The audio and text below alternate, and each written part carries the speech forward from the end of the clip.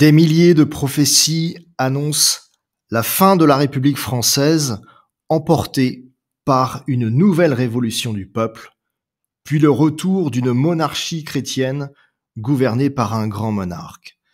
Cela peut paraître absurde à beaucoup, mais la dureté des évidences est implacable.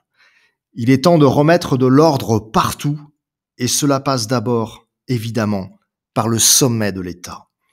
Selon la concordance des prophéties, je vois mal comment Emmanuel Macron pourrait terminer son mandat. Car des millions de Français pour lesquels j'ai une très haute estime ont du mal à se nourrir, se loger, se vêtir, se soigner.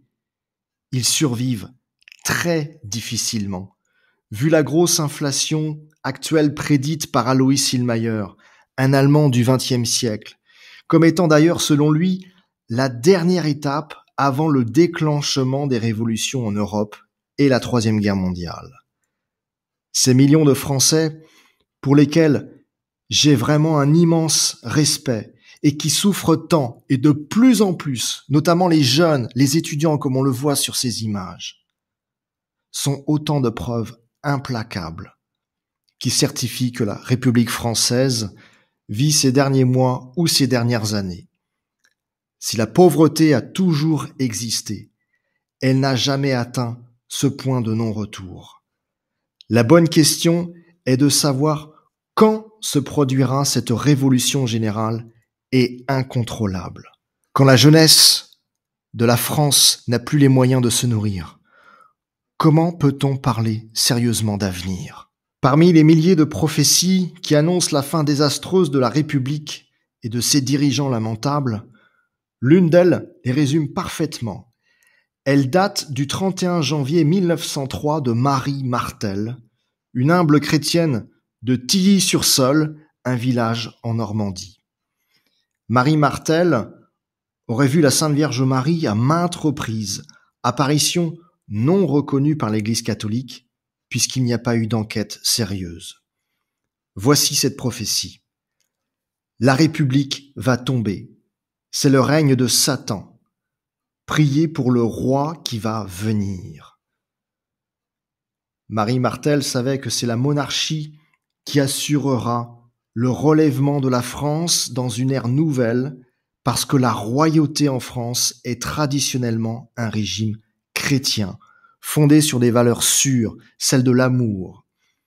Fidèle à la tradition, Marie Martel a prédit la destruction de Paris par le feu, le plan de déchristianisation de la France par l'école, l'annonce des persécutions contre l'Église, les sanglantes batailles également qui ont eu lieu à Tilly-sur-Seulles lors de la bataille de Normandie en 1944, village qui a été pris et repris plus de 20 fois. Tout s'est réalisé à la lettre.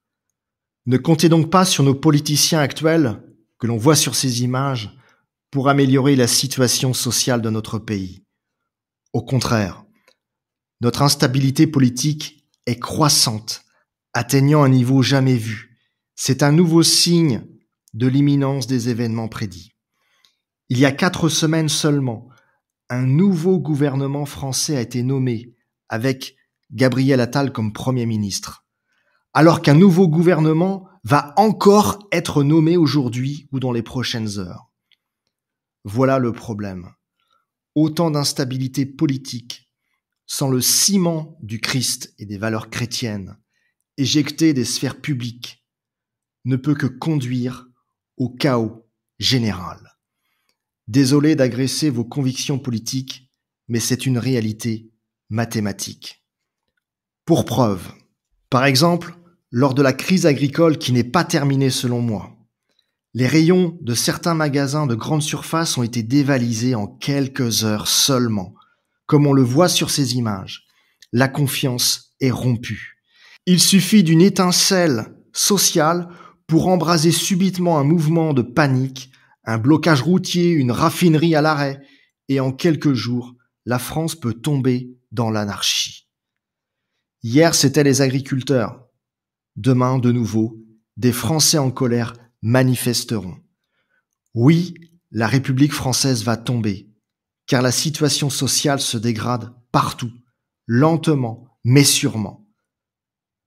Préparez-vous au pire en espérant le meilleur. Amen.